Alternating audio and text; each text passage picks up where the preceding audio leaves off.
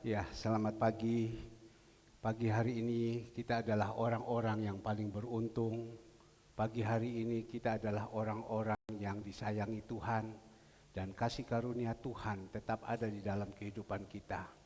Banyak orang sibuk di hari-hari libur atau di hari-hari Minggu, banyak orang pergi bersenang-senang, menguruskan semua pekerjaan-pekerjaan yang masih sisa yang mereka kerja mulai hari Senin sampai Sabtu, tetapi Minggu juga mereka masih tetap bekerja. Tapi puji Tuhan, kami percaya kita ini adalah orang-orang yang dikasihi Tuhan. Kita sangat-sangat menghormati hari Sabat karena Tuhan katakan hari Sabat itu perlu sekali kita menghormati. Mari Bapak Ibu yang dikasihi Tuhan, pagi hari ini saya sebagai gembala menyampaikan pesan-pesan Tuhan untuk anak-anak kita semua.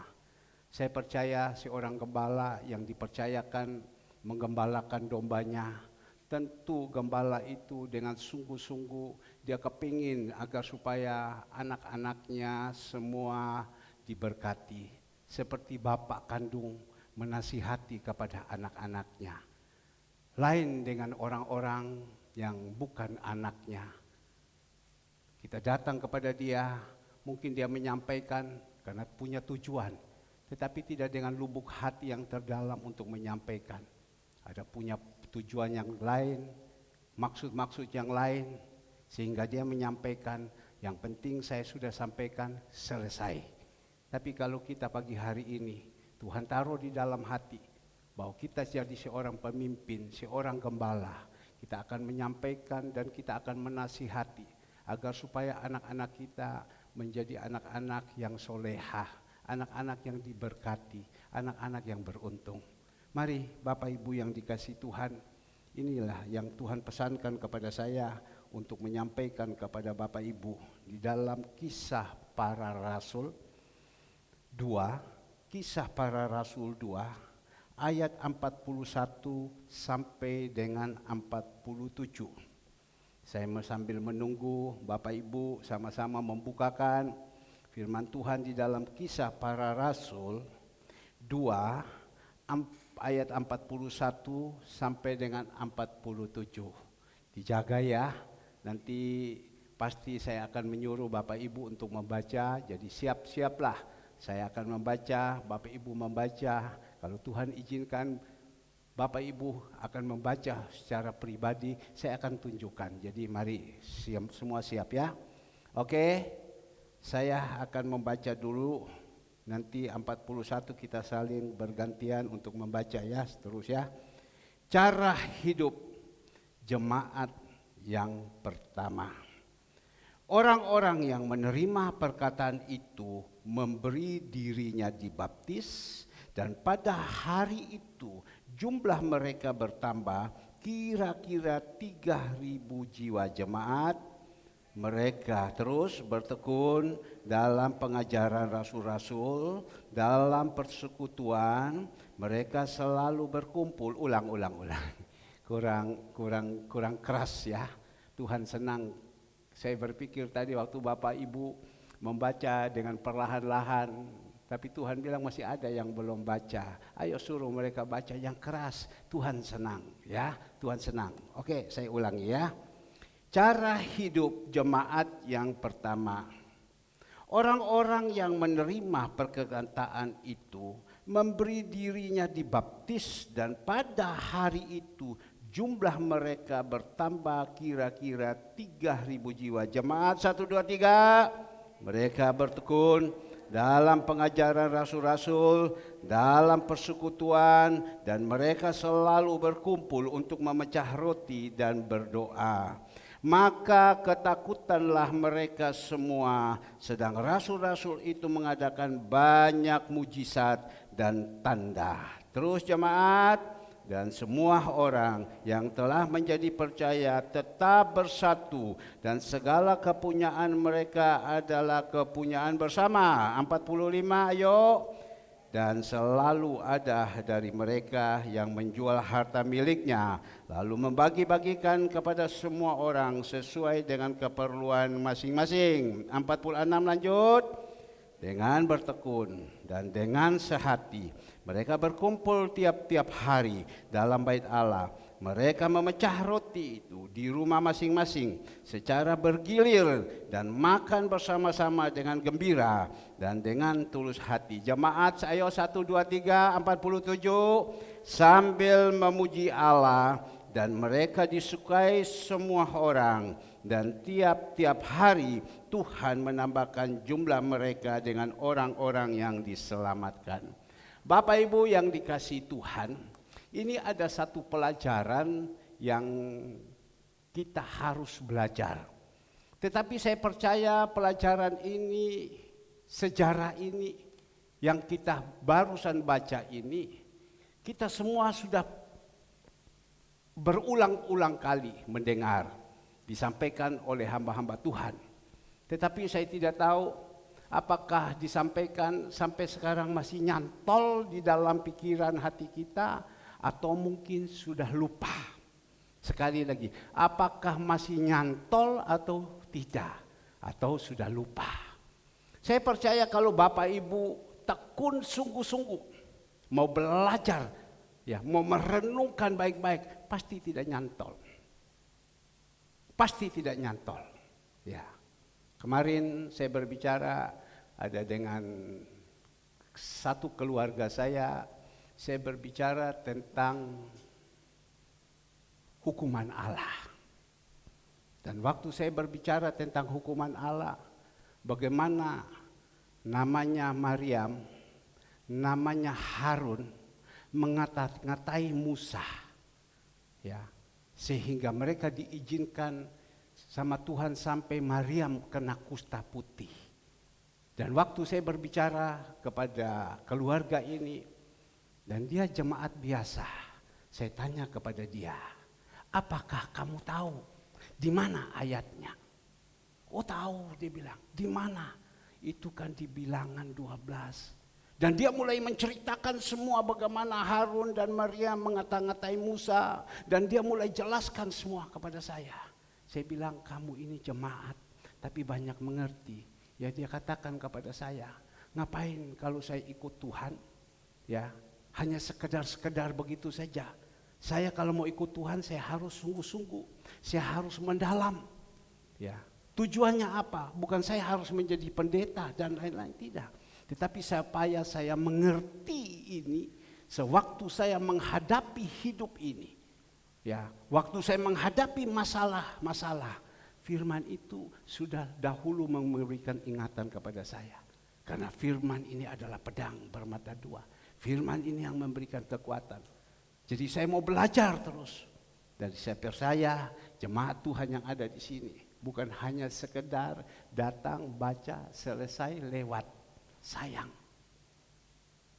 Kita harus betul-betul baca, merenungkan dan lakukan dalam kehidupan kita. Sebab kalau kita hanya sekedar baca, dengar, lewat begitu saja, kita tidak mengerti apa-apa. Tuhan katakan, Markus 12 ayat 24, tolong dikeluarkan. Markus 12 ayat 24. Ya, tolong agak cepat. Ya. Jawab Yesus kepada mereka, kamu sesat justru karena kamu tidak mengerti kitab suci maupun kuasa Allah. Kamu sesat justru kamu tidak mengerti isi Alkitab ini. Kamu tidak pernah merasakan kuasa Allah di dalam hidupmu. Bukan hanya kuasa Allah, isi firman Tuhan itu kamu tidak tahu. Sehingga menurut kita katakan, menurut pikiran saya,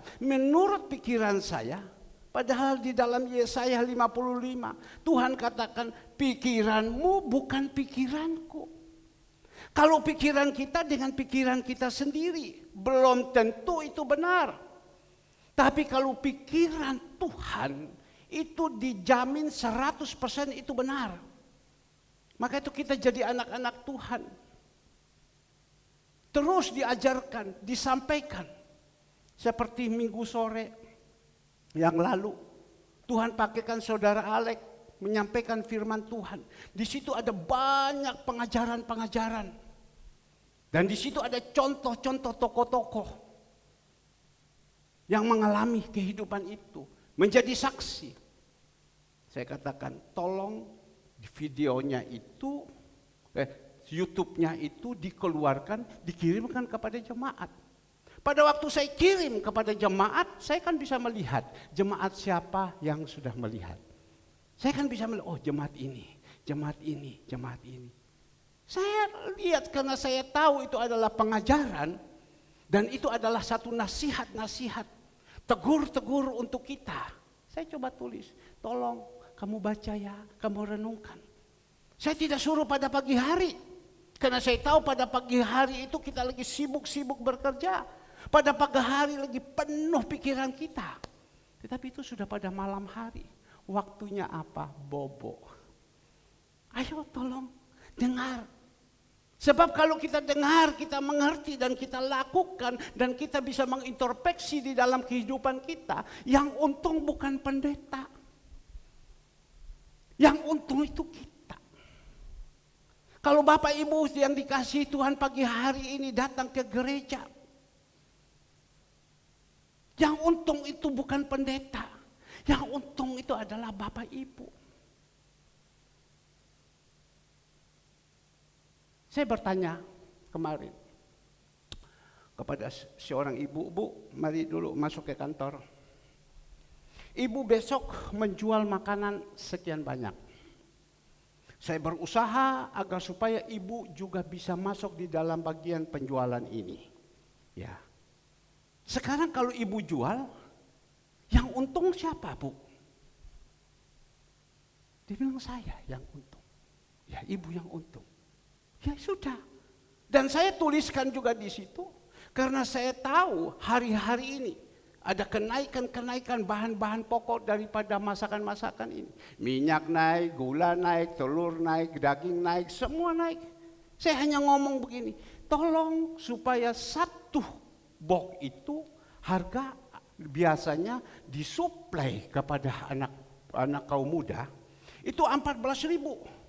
Anak kaum muda jual 15.000. Untunglah anak kaum muda Rp1.000. Tapi sekarang saya bilang disuplai kepada anak kaum muda sekarang. Anak kaum muda jual 16.000. Naik Rp1.000. Kalau begitu yang untung siapa?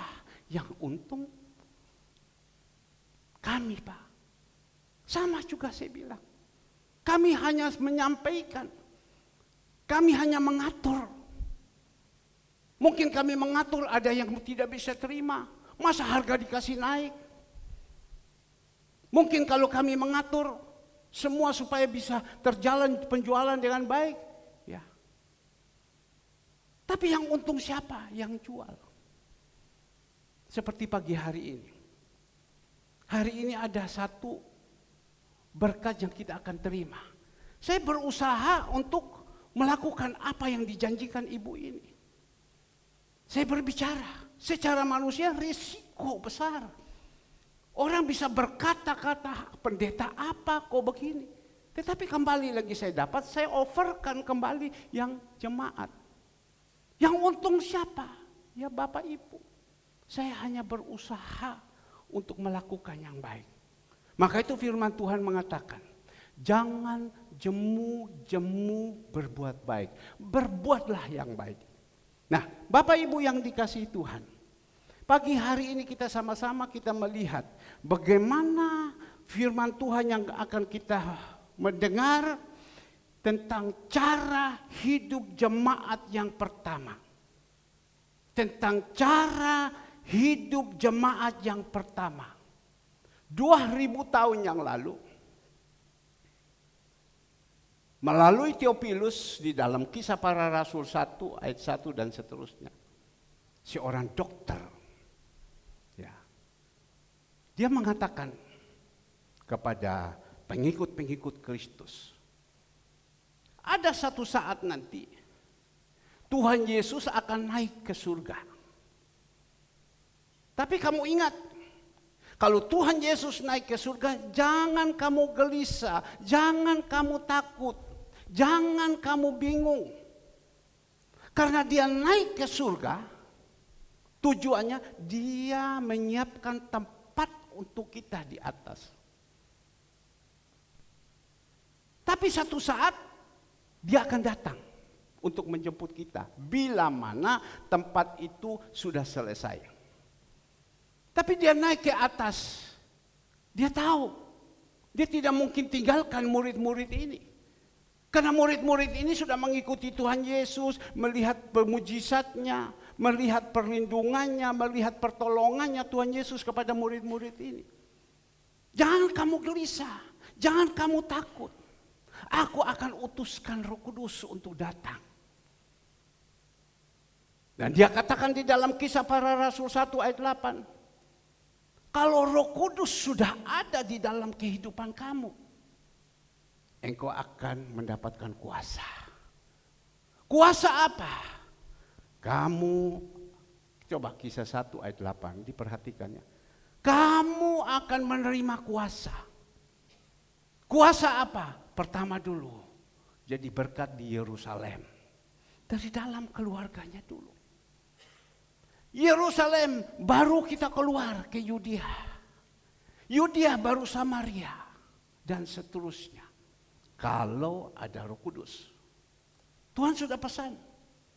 Sudah mereka berusaha mencari terus bagaimana caranya. Mereka mulai berusaha karena ada janji Tuhan. Ya, satu saat kamu akan kumpul di satu tempat di rumah Tuhan dan kamu akan sama-sama di situ memuji memuliakan Tuhan, menanti Roh Kudus itu datang. Dan kita melihat di dalam Kisah 2 ayatnya yang pertama tentang Pentakosta, dan kita melihat murid-murid Tuhan itu, memang ada murid satu yang dipecat, tapi digantikan oleh siapa? Oleh Yudas. Karena Matius dipilih menggantikan Yudas. Digantikan sama Yudas. Mereka masuk di dalam kumpulan.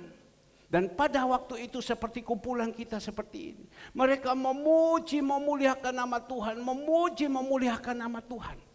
Sehingga di dalam Kisah 2 ayat pertama. Ketika tiba hari Pentakosta. Semua orang percaya berkumpul di satu tempat. Pada waktu hari itu adalah hari Pentakosta. Semua orang percaya kumpul di satu tempat. Tidak mungkin kumpul di tempat naik klub. Tidak mungkin kumpul di mana. Tapi kumpul di satu tempat, yaitu di Bait Allah, di rumah Tuhan. Nah, kita lihat Bapak Ibu yang dikasihi Tuhan. Di dalam ayatnya yang kedua, tiba-tiba turunlah dari langit suatu bunyi seperti tiupan angin keras yang memenuhi seluruh rumah di mana mereka duduk. Dan tampaklah kepada mereka lidah-lidah seperti nyala api yang bertebaran dan hingga pada mereka masing-masing. 4 kita melihat, maka apa? Penuhlah mereka dengan Roh Kudus, lalu mereka mulai berkata-kata dalam bahasa-bahasa lain seperti yang diberikan oleh Roh itu kepada mereka untuk mengatakannya. Nah, ini Bapak Ibu, satu pelajaran dulu. Pada waktu mereka berkumpul, tiba-tiba nyala api itu datang. Api Roh Kudus itu datang. Di dalam ayat 4, mereka dipenuhi oleh Roh Kudus. Semua yang ada saat itu, murid-murid Tuhan yang ada dipenuhi oleh Roh Kudus. Bapak Ibu ingat, Bapak Ibu pernah kami bawa pergi kemana? Ke gereja Bukit Zaitun. Untuk apa? Bawa kepada Bapak Ibu. Sewaktu Bapak Ibu dibaptis dan dibawakan ke sana untuk apa? Penuhi Roh Kudus. Di sana hanya menyembah, memuji, memuliakan Tuhan, mendengar kebenaran firman Tuhan. Pada waktu akhirnya hanya didoakan, kita dipenuhi, nangis. Bukan nangis yang kita melihat, tapi waktu Roh Kudus masuk di dalam kehidupan kita, ini ada roh-roh yang jahat ini keluar semua. Saya teringat, saya 23 tahun Sudah 23 tahun saya banyak membawa jemaat-jemaat Tuhan untuk pergi ke sana. Mereka dipenuhi oleh Roh Kudus. Ada yang teriak, nangis, muntah-muntah, kaki tendang atas segalanya semua. Karena apa? Pada waktu Roh Kudus mau masuk di dalam kehidupan mereka, tapi roh kegelapan ini masih ada. Sehingga tidak bisa. Jadi bertabrakan. Di sini ada roh kegelapan, di sini ada Roh Kudus. Di sini ada kegelapan, di sini terang yang mau masuk. Berhantaman terus sehingga di situ lompat-lompat, tapi kita percaya gelap dengan terang, terang pasti menang. Gelap itu dunia, gelap itu kuasa-kuasa kegelapan, gelap itu adalah roh-roh yang tidak benar, tapi terang itu adalah Tuhan yang datang masuk dan melepaskan mereka, dan mereka merubah menjadi manusia yang baik, manusia yang benar. Pernahkah Bapak Ibu merasakan atau sudah lupa? Tapi kita sudah mendapatkan begitu, kita harus jaga.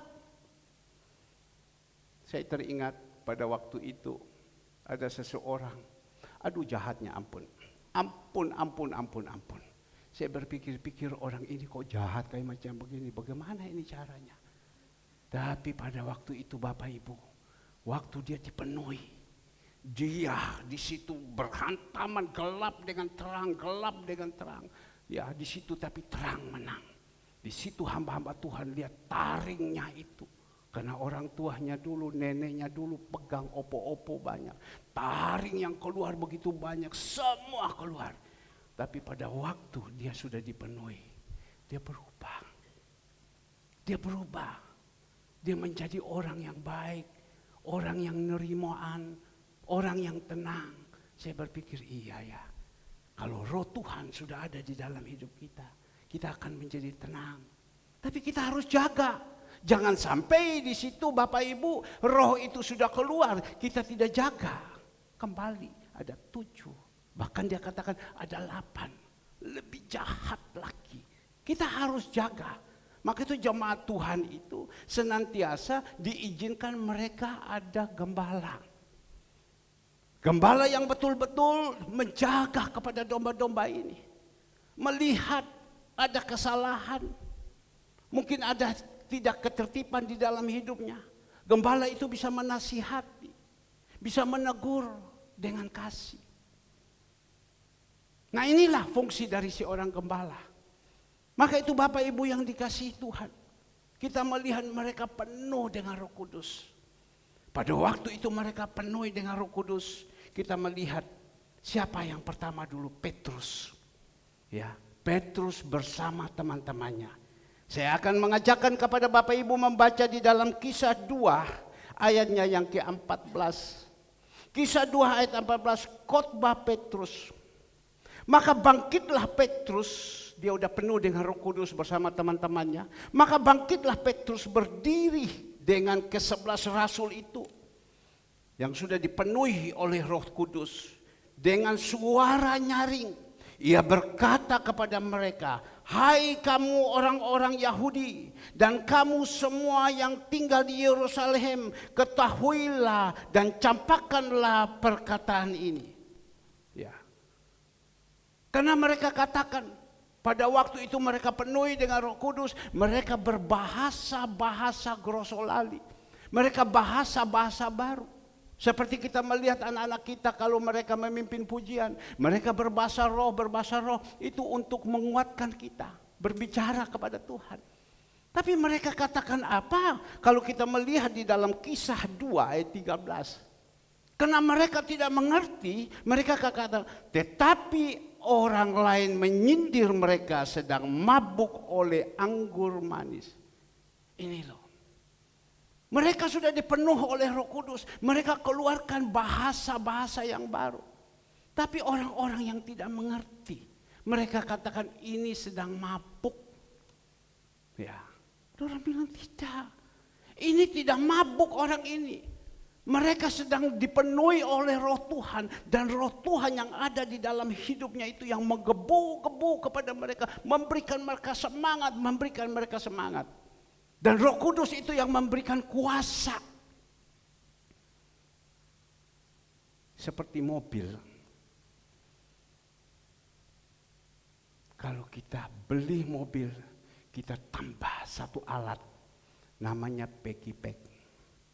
Itu tambah power lagi. Tambah kuat lagi. Karena ada tambah alat itu. Sama juga kita. Kalau saat ini saya berbicara di sini, Roh Kudus tidak ada kepada saya tidak bisa berbicara. Saya akan keringat dingin, saya akan bingung apa yang saya mau berbicara. Bahkan saya melihat Bapak Ibu yang dikasih Tuhan, saya akan gugup. Tapi karena ada Roh Kudus di sini yang memberikan kekuatan. Seperti apa yang dikatakan? Pakai alat Peggy Pack. Kalau mungkin bukan alat Peggy Pack, beberapa saat yang lalu ada orang menawarkan, yaitu obat. Apa namanya? Eko apa Pak Budi? Yaitu Eko apa, saya sudah lupa. Dulu dijual, dimasukkan. Dan tambah tenaga. Saya hari Jumat, saya bersama istri dan kedua anak saya ke Jakarta. Karena saya punya ponaan yang dokter ini, mereka menikah. Dan hari Sabtu saya harus pulang. Tapi saya berpikir saya mau cari ekorising. Saya mau cari di mana ini ekorising yang bensin. Kalau Pak Budi ada tolong saya minta nanti. Ya. Untuk apa? Menambah tenaga lagi ekorising ini. Karena ekorising ini ada untuk solar, ada untuk bensin. Kalau pakai ekorising satu, minyaknya irit. Kedua, tenaganya tambah kuat. Sama juga dengan Roh Kudus. Kalau ada Roh Kudus di dalam hidup kita, powernya ini kuat sekali.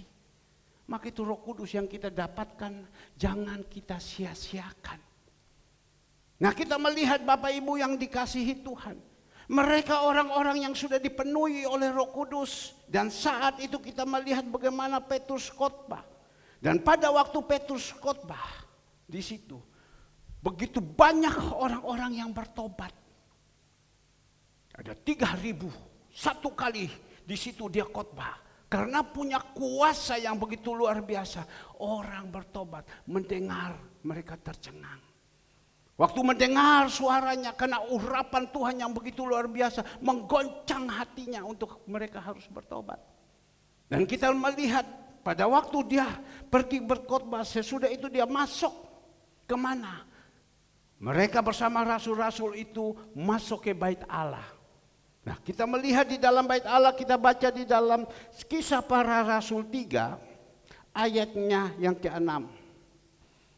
Saya akan baca ayatnya yang ke-6. Tetapi Petrus berkata, emas dan perak tidak ada padaku, tetapi apa yang kupunyai kuberikan kepadamu. Demi nama Yesus Kristus orang Nazaret itu, berjalanlah. Pada waktu itu dia sudah selesai khotbah, banyak sekali orang yang bertobat. Mereka pergi kemana? Ke bait Allah. Pada waktu masuk di bait Allah, di depan pintu atau gerbang indah, ada orang yang lumpuhnya dari kecil. Kerjanya apa? Minta-minta. Bisa dikatakan bukan lumpuh jasmani saja, bisa juga dikatakan lumpuh rohani, ya. Atau lumpuh ekonominya. Orang kalau sudah lumpuh rohaninya, lumpuh ekonomi, pasti lumpuh ekonominya. Kerjanya apa? Sawelas, minta-minta. Karena sudah lumpuh. Kita ingat Bartimius, dia buta kan? Sudah tidak bisa melihat, buta mata hati. Kerjaannya apa? Duduk di pinggir jalan.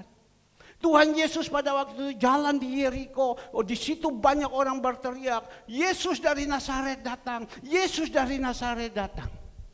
Bartimius ini dia tahu tentang Tuhan Yesus. Tuhan Yesus ini adalah keselamatan.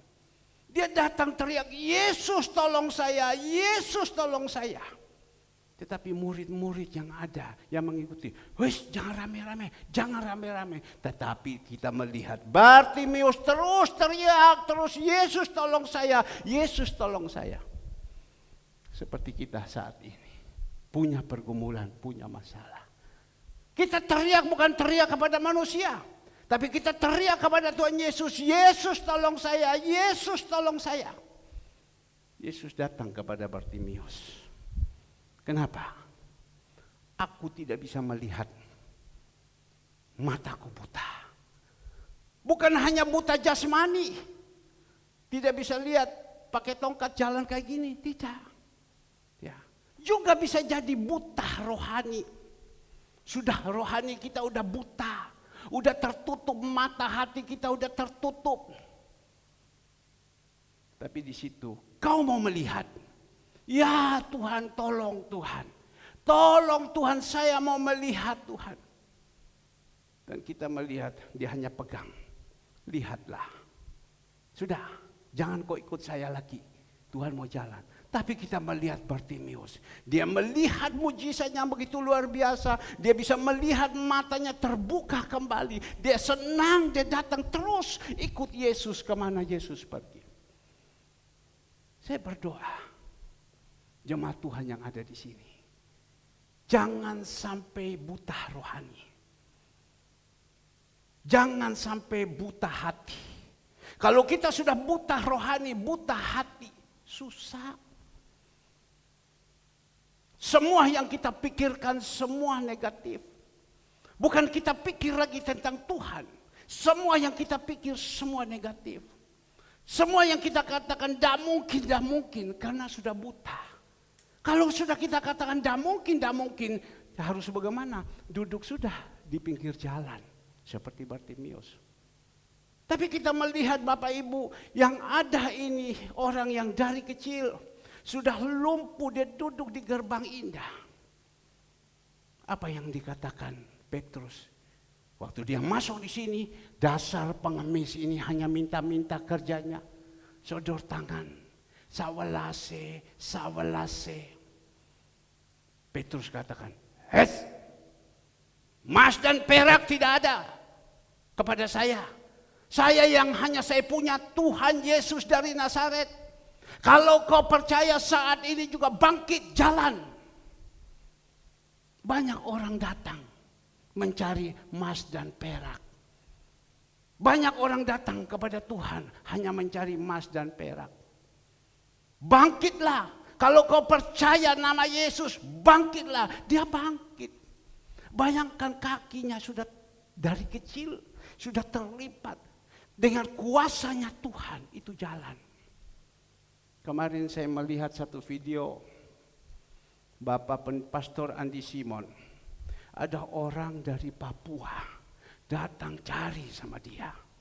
Karena sudah pakai tongkat sudah tidak bisa apa-apa. Tapi di situ Tuhan memberikan Bapak Andi Simon karunia. Karunia apa? Kesembuhan. Dia hanya bilang, dalam nama Yesus, dalam nama Yesus. Dia angkat itu tongkat, dia pukul kakinya semua. Dia angkat itu tongkat. Buang itu tongkat. Dan orang itu jalan. Jalan. Nah kita melihat, siapa yang dibilang jangan kau berpikir saya yang hebat sehingga kau cari sama saya.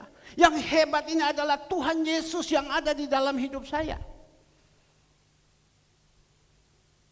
Kadang kita berpikir, wah itu hebat dia pendeta, itu hebat dia pendeta, itu hebat dia pendeta. Dia menyampaikan firman bagus dan lain-lain. Bapak Ibu, kalau tidak ada roh Tuhan di dalam hidup kita, bingung.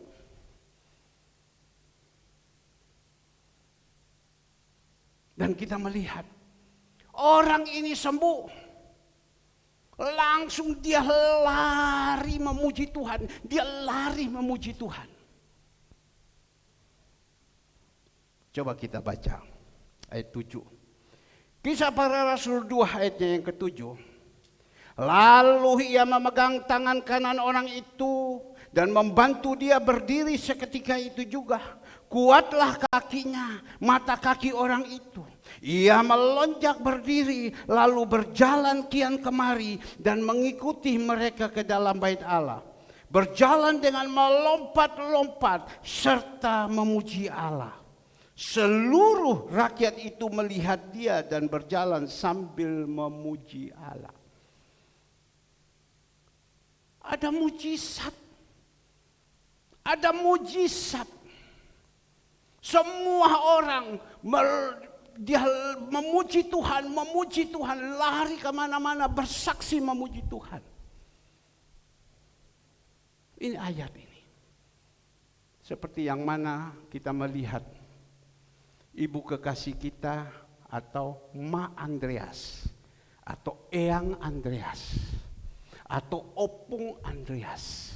Kalau dulu Ibu Andreas atau Ses Andreas atau Non Andreas atau Naomi ya Hartati. Tapi sekarang dia sudah jadi eyang, dia sudah jadi oma, dia sudah jadi mak. Barusan anaknya melahirkan anak Lola. Tapi dia tahu Tuhan pasti tolong. Dan dia berkata pada satu saat, saya sedang naik mobil dengan beberapa orang, tiba-tiba dia telepon bicara sama saya atau saya yang telepon. Pak Herman, Lola ini Lola ini beberapa waktu lagi nanti akan melahirkan. Minta tolong bantu dukung dalam doa. Dukung dalam doa. Satu. Juga kalau bisa di Zoom itu juga dukung di dalam doa. Karena dia ngerti. Seperti Petrus pada waktu itu sedang dipancung, sedang diikat dengan rantai. Jemaat Tuhan sama-sama berdoa. Dan kita melihat Tuhan kirim malaikat. Tengah malam keluarkan daripada Petrus ini. Tolong Pak, dukung dalam doa.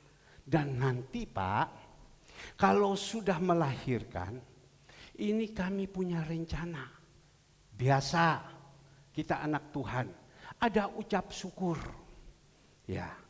Ucap syukur biasa kalau kita di dalam anak Tuhan, apa ucap syukur? Apa? Maam. Iya kan? Tapi ucap syukur ini ucap syukur kepada Tuhan.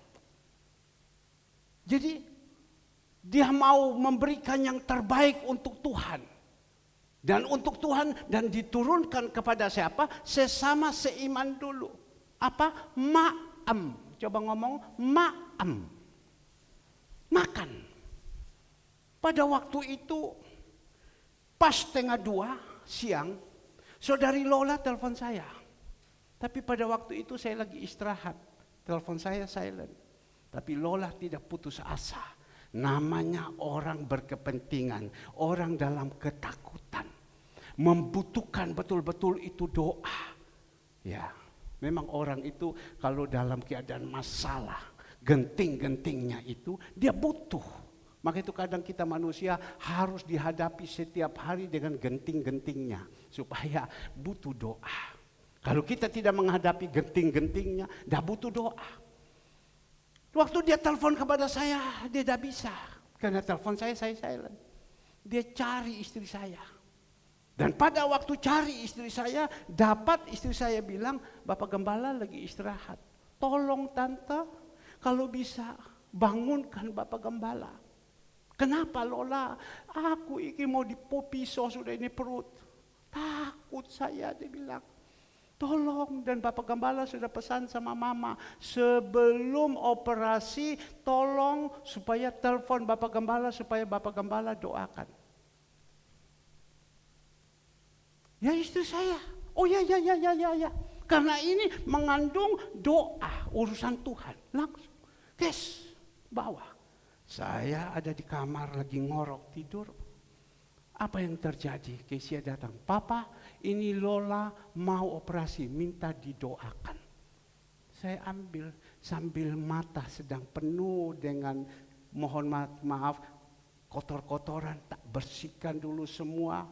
Saya ambil, Lola, Om, saya ini sekarang dokter sudah di depan. Tinggal potong saja Om.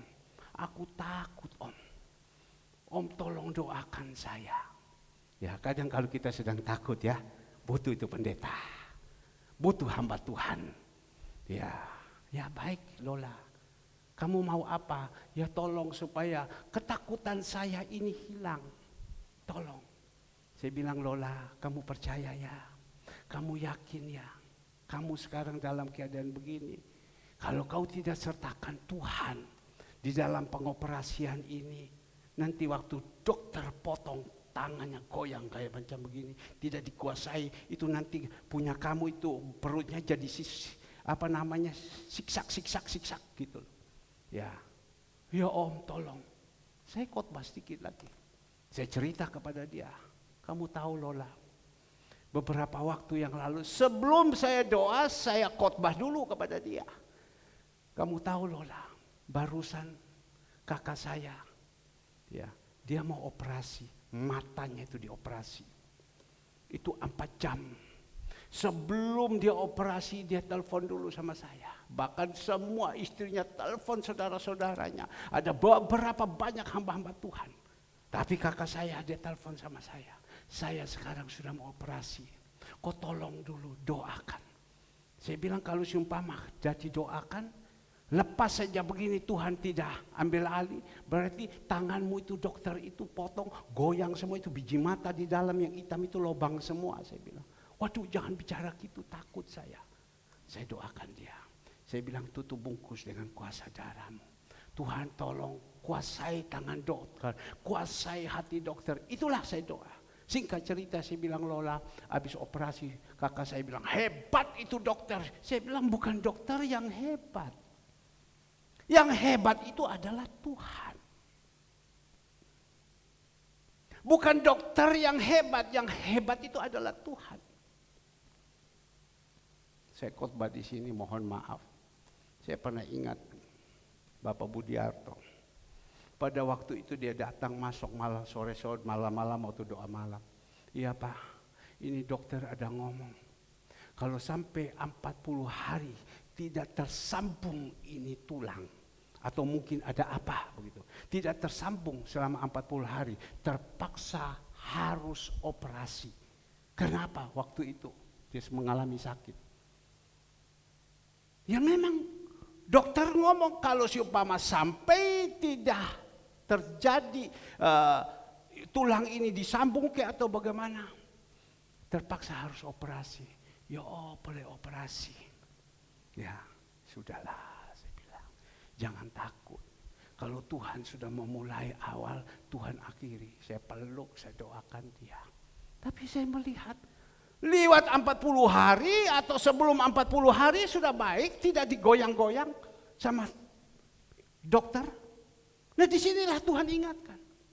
Dan pada waktu saya mendoakan, saudari Lola, kembali lagi kepada Lola. Waktu saya mendoakan dia, selesai amin. Dengar baik-baik. Tiba-tiba Tuhan kasih ingat sama saya.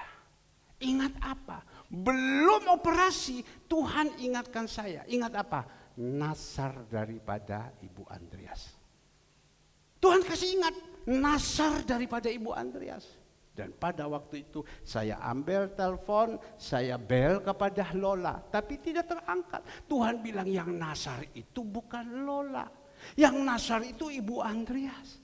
Kalau selesai operasi atau selesai sudah melahirkan dengan baik, kita mau bikin ucap syukur. Saya sebagai gembala saya ingatkan. Sebab janji itu, nasar itu paling berbahaya. Saya coba kasih ayat kepada Bapak Ibu. Pengkhotbah 5. Pengkhotbah 5.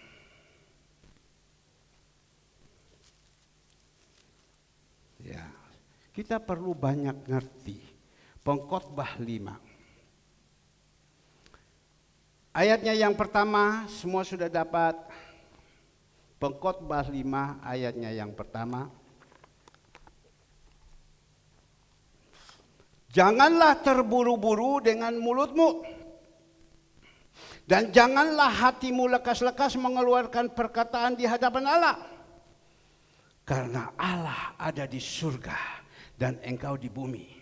Oleh sebab itu biarlah perkataanmu sedikit. Karena sebagaimana mimpi disebabkan oleh banyak kesibukan. Demikian pula percakapan bodoh yang disebabkan oleh banyak perkataan. Kalau ayat ketiga, kalau engkau bernasar itu berjanji kepada Allah janganlah menunda-nunda menepatinya, karena ia tidak senang kepada orang-orang bodoh. Tetapi tepatilah nasarmu. 4. Lebih baik engkau tidak bernasar daripada bernasar, tetapi engkau tidak menepatinya. 5. Jangan mulutmu membawa engkau ke dalam dosa, dan jangan berkata di hadapan utusan Allah. Siapa itu utusan Allah? Hamba Tuhan. Siapa utusan Allah? Adalah seorang gembala sidang yang ada di gereja. Ya. Utusan Allah, bahwa engkau kilaf. Apakah perlu Allah menjadikan murka atas ucapan-ucapanmu dan merusak pekerjaan tanganmu? Itu nasar, resikonya seperti di situ. Jadi kita ini tidak boleh, tetapi ini dia dengan ikhlas. Dan pada waktu saya sudah ini, saya langsung hubungi kepada siapa? Kepada ibu kekasih ini yang sekarang disebut Mak Andreas atau Eyang. Biasanya kalau telepon kepada Eyang ini susah. 1 hari belum tentu diangkat, belum dia jawab. Tapi saat itu dia sedang genting-gentingnya, anaknya mau dioperasi. HP-nya on terus. Waduh, saya bel, halo Pak Herman. Ya, itu enaknya. Biasanya kalau sudah tidak lain, HP-nya disimpan. Pak Herman, sorry, saya tidak pernah pegang HP Pak Herman.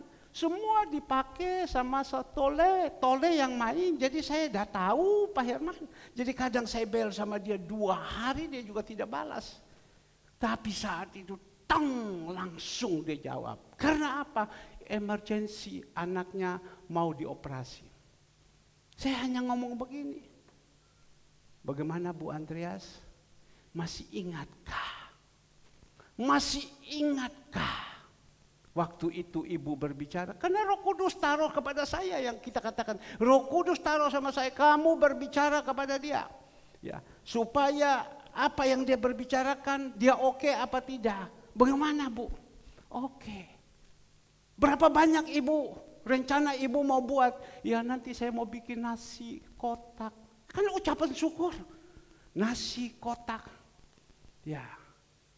Saya bilang Bu, jangan di rumah. Di rumah sekarang COVID, tidak enak Bu, lebih baik di gereja saja. Karena yang mendoakan semua anak-anak Tuhan. Dan dia jawab, iya. Ibu mau pesan berapa banyak? Terserah Bapak. 50 terserah, 60 terserah, 100 terserah. Tapi saya hitung, kita jemaat 40 sekian, hampir 50. 10 bawa pulang. Di sana 60 saya bilang, bagaimana? Boleh. Apakah sekarang dengan makan kue, makan itu saja tidak perlu minuman? Ya, perlu minuman. Minuman apa? Ada biasanya di belakang ada jual jus. Bagaimana? Ya mana-mana Pak Herman. Butuh berapa banyak? Ya sama 60. Oke, bagus. Bapak Ibu yang dikasih Tuhan, saya arahkan kepada saudari Tiffany. Ya, saya arahkan kepada saudari Tiffany. Kamu urus ini. Memang orang itu, tapi tidak boleh besar kepala. Ya, tidak boleh besar kepala. Orang itu pintar, kata-katanya enak. Saya bilang Tiff, MOU sama Ibu Andreas. Saya suruh MOU, bikin satu kontrak. Kontraknya indah sekali. Sampai saya kirim kepada beberapa anak-anak saya. Tujuannya untuk apa? Coba, mana? Ya, saya kirim kepada anak-anak saya. Tujuannya apa? Supaya kalian belajar. Jadi contoh, jadi teladan. Begini Bapak Ibu, bahasanya seperti ini.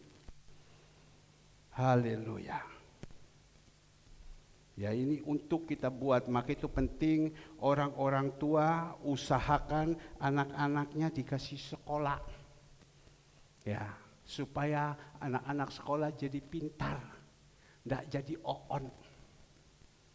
Kalau sudah oon, orang kuabo sama kita, dikasih sekolah. Seperti Pak Budi ini, dia sekolahkan terus dia punya anak. Apapun salah dia sekolahkan terus dia sekolahkan. Sekarang dia punya tanggung jawab lagi satu sama Michael. Dia sekolahkan terus apapun yang terjadi. Dia sekolahkan terus dia sekolahkan. Orang tua punya tanggung jawab. Disekolahkan terus sampai selesai. Dan kita melihat di situ MOU-nya begini, saya baca. Ya. Sore tante, bahasa ini, dengar baik-baik. Saya kirim sama anak-anak saya. Bukan saya mau pamerkan mereka, tidak. Bukan saya mau puji kepada dia, tapi saya bilang, kamu belajar.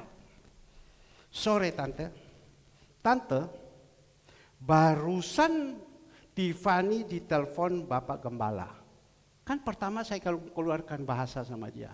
Tiff, kamu ngomong bilang Om Herman ada telepon. Ya. Ada telepon, dia tertawa, hehehehe. Loh kenapa kamu tertawa? Saya tahu tujuannya. Masa bilang panggil Om Herman? Ya Bapak Gembala. Ya, Tiffany, ya tante, barusan Tiffany ditelepon Bapak Gembala. Di info katanya tante ada mau bikin ucapan syukur untuk hari Minggu. Sebanyak 60 porsi nasi kuning dan botol jus. Ya tante, wah enak ya. Ini berarti pulang ini haleluya kape. Minggu depan 16.000 naik 1.000. Jangan marah, sudah ini hari kan sudah dikasih ortu. Iya kan? Tapi kita melihat apa yang terjadi Bapak Ibu. Ya kita melihat ya. Langsung dijawab langsung kepada Ibu kekasih kita, Ma Andreas. Iya, singkat. Iya, titik. Jawab lagi Tiffany. Oke tante, kalau gitu Tiffany koordinasikan dengan ibu-ibu yang berjualan di belakang. Wah enak bahasanya ya, koordinasikan dengan ibu-ibu. Saya pikir-pikir, ini saya baca, saya renungkan. Saya ini sekolah enggak terus, cuma hanya SMA toh. Rencana SMA dulu saya mau lari ke Taiwan. Tapi tidak, karena sudah urus kapal jadi tidak kuliah. Jadi kadang kata-katanya itu kurang enak. Ya wes, tidak apa-apa. Ya, yang penting sudah tua bisa piara, anak-anak bisa jadi gembala, ya baik sudah. Tapi kita melihat di sini dijawabkan untuk harganya. Tadi Bapak Gembala juga info mulai hari Minggu besok ini harga jualan nasi di belakang naik 1.000. Waduh. Ini Bapak Gembala digolek penyakit, dikepui wong kampung yang jual saja tidak kasih naik 1.000, tapi Bapak Gembala berusaha kasih naik 1.000. Kenapa? Karena pikirkan anak-anak ini kalau jual sampai rugi. Telur sekarang saya tanya Ibu Gembala, sudah berapa sekarang? 25.000, 26.000 per kilo. Minyak sekarang sudah naik, ini semua sudah naik, segalanya sudah naik. Kalau rugi subsidi terus mau jadi apa? Ya, tapi kita melihat dan dikatakan ya, harganya naik. Jadi untuk nasi per kotak 16.000, 1.000 rupiah itu dipegang sama anak kaum muda. Dan juga jus botol 8.000. Apa yang dikatakan oleh ibu kita? Iya, kan kontrak MOU. Iya, gitu loh. Dia mau melakukan ucap syukur. Tadi saya tanya kepada Ivon waktu masuk. Fon, kamu ini bawa kue enggak? Ya, ada om. Kue apa yang kamu bawa? Aku tadi malam bikin panada om. Ya, apalagi kue apa namanya yang biasa kue putu apa begitu. Kue ini lagi berapa banyak? 45, mbok 50. Ivon, coba kamu ngomong sama Ibu Andreas. Jangan om, enggak enak om. Ada Fon, enggak apa-apa. Kita melatih, kita punya anak-anak. Orang bilang supaya bisa apa? Coteng sedikit, cucu enteng. Jadi marketing, ayo. Bicara sama Ibu Andreas. Jangan om, jangan om. Masa Fon, oh Ivon. Om permisi ya, saya lari ke belakang, sakit perut, dia bilang. Tapi saya datang kepada Ibu Andreas, Bu, mari sini Bu. Itu ada kue, bagaimana Bu? Apa disuruh jual atau bagaimana? Ibu Andreas bilang, enggak Pak, semua diambil Pak. Berikan kemuliaan untuk Tuhan Yesus. Berikan kemuliaan untuk Tuhan Yesus. Ya, mau. Saya tinggal lapor sama Fon nanti semua di belakang. Saya panggil tadi saudara Ketri, kamu atur. Ya. Nah Bapak Ibu yang dikasih Tuhan, mau mengucap syukur, semua mau memuji memuliakan nama Tuhan. Orang yang lumpuh ini lari, mau memuji memuliakan nama Tuhan. Dengan apa? Kasih tahu kabar-kabar baik tentang Yesus. Sebab Yesus itu baik. Yesus datang ke dalam dunia untuk menyelamatkan kita. Kita juga anak-anak Tuhan yang sudah dipercayakan, percaya kepada Dia. Kita banyak ditolong, melakukan banyak mujizat-mujizat. Ayo senangkan hati Tuhan itu. Dengan apa? Bukan dengan uang. Dengan memuliakan nama Tuhan, menyaksikan. Matius 28 ayat ke-18. Matius 28 ayatnya yang ke-18. Kita tahu pada waktu itu Tuhan Yesus, pada waktu dia meninggal atau dia mati, hari ketiga dia bangkit. Waktu dia bangkit, dia datang menampakkan diri kepada murid-murid. Dikatakan sini, Yesus mendekati mereka dan berkata kepadaku, telah diberikan segala kuasa di surga dan di bumi. Tuhan Yesus telah diberikan kuasa di surga dan di bumi. Maka itu Tuhan pada waktu itu kalau dia tidak mati, percuma, tidak ada gunanya kita sembah dia, kita percaya dia. Tapi dia mati dan hari ketiga dia bangkit, dia datang mendekatkan diri kepada mereka. Siapa mereka? Murid-murid. Dan berkata, diberikan kuasa di surga dan di bumi. Lanjut kita melihat apa yang terjadi. Karena itu pergilah, jadikanlah semua bangsa muridku dan baptislah mereka dalam nama Bapa, Anak dan Roh Kudus. Lanjut, ya. Dan ajarlah mereka melakukan segala sesuatu yang telah kuperintahkan kepadamu, dan ketahuilah aku menyertai kamu senantiasa sampai kepada akhir zaman. Kita yang sudah banyak ditolong Tuhan, mujizat-mujizat, ayo mulut ini dipakai untuk memuliakan nama Tuhan. Mulut ini untuk dipakai menyaksikan kebaikan-kebaikan Tuhan. Kalau mulut kita bisa dipakai, hidup kita itu bisa dipakai untuk memuliakan nama Tuhan. Menjadi saksi, menjadi terang, menjadi teladan. Kita semua sudah banyak ditolong. Apakah kita punya hidup sudah menjadi contoh? Terang, menjadi teladan. Menyaksikan terus tentang Tuhan, menyaksikan terus tentang Tuhan. Atau mulut kita ini dipakai untuk mematikan orang. Mulut kita ini dipakai untuk membawa sampah-sampah untuk masukkan kepada hati orang itu.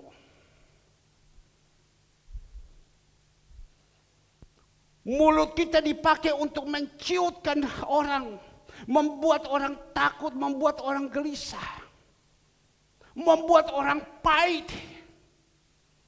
Enggak kan? Mulut ini dipakai untuk memuliakan nama Tuhan, saksi di mana-mana, saksi di mana-mana. 2000 tahun yang lalu ada juga orang-orang seperti ini. Dia bukan melakukan kebenaran firman, tetapi dia sudah melihat banyak sekali pertolongan-pertolongan. Dia tidak memuliakan nama Tuhan.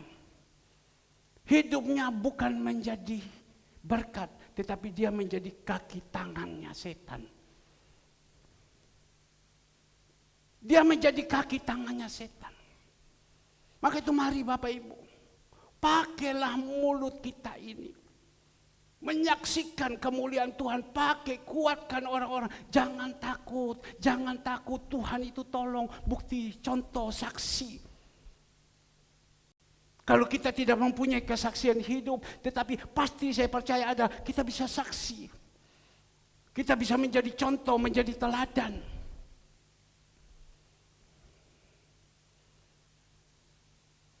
Saya terus berusaha. Hidup saya sebagai gembala, saya usaha jadi contoh, jadi teladan. Apapun yang dibicarakan di luar tentang saya tetap berusaha jadi contoh dan jadi teladan. Beberapa waktu yang lalu, ada seseorang datang kepada saya. Pak, Bapak harus kuat, Pak. Bapak harus semangat. Karena memang iblis ini, dia yang dihantam bukan dihantam kepada bawahnya. Dihantam kepada atasan, Pak. Atasan jatuh, semua itu jatuh. Bapak jatuh, semua itu jatuh. Kami masih membutuhkan Bapak untuk memberikan kekuatan. Bapak tahu, dia bilang, ini mohon maaf, mulut saya ini bukan wadul. Dia bilang, mohon maaf Pak, mulut saya ini bukan wadul Pak. Tidak, dulu saya baru bertobat Pak. Baru bertobat, baru ketemu Tuhan Yesus. Baru merasakan kebaikan Tuhan. 15-16 tahun Pak. Ada orang setiap hari dia datang ke rumah saya. Yang dia berbicara, jelekkan si A, jelekkan si B, jelekkan si C. Yang dia berbicara lagi 17-18 tahun yang lalu. Bukan sekarang loh. 17 tahun, 18 tahun. Bapak punya nama terus dijelekan, dijelekan. Saya diadu dengan Bapak. Sampai saya berpikir, kok orang Kristen kok macam begini ya? Kok orang Kristen kok macam begini ya? Tapi saya tidak, untung dia bilang. Almarhumah itu datang kepada saya memberitahukan, jangan kau percaya. Jangan kau percaya. Kau percaya, jangan kau percaya. Saya sudah mau mundur Pak, mau tinggalkan semua nama saya yang sudah dibaptis Pak. Saya mau ganti kembali nama saya yang dulu. Maksudnya kembali murtadin, mundur lagi. Ya, karena saya itu terus Pak, setiap hari Pak, datang ke rumah saya, duduk sampai 2-3 jam, terus yang diomongi semua nama orang. Dan saya terus, pasti nama Bapak itu diadu terus sama saya. Saya berpikir ke gereja, saya lihat Bapak ini, kasihan dia, kenapa dia macam begini. Saya timbul kepahitan, sehingga pada waktu itu saya datang ke gereja, waktu diadu kepada saya lihat saja sama Bapak, saya tidak bisa lihat, saya jengkel sekali, dia bilang. Saya jengkel sekali, tapi ya sudah, mau bagaimana. Tapi saya pelajari, ada yang memberikan kekuatan sama saya. Jangan, memang itu orang ada yang sudah ditaruh seperti itu. Seperti itu. Maka itu Bapak Ibu. Sehingga saya sekarang ini bisa berubah. Coba pada waktu itu saya dengar, saya lari, saya sudah tidak mau lagi, saya mau jadi apa. Bapak tahu, dia bilang, itu karakter saya. Dulu saya punya karakter, sifat saya. Kalau saya sudah ketemu masalah, saya sudah tidak kuat, ada yang ganggu sama saya tidak pergi ganggu orang. Saya datang, saya banting kepala saya di tembok. Buang. Tapi waktu saya belajar terus, saya kuat, saya ikut terus. Sekarang saya cuek, emang gua pikiran. Masipun saya punya masalah, masipun saya diomongi, masipun apa, saya tenang. Maka itu Bapak Ibu yang dikasih Tuhan. Tuhan Yesus pesan kepada kita.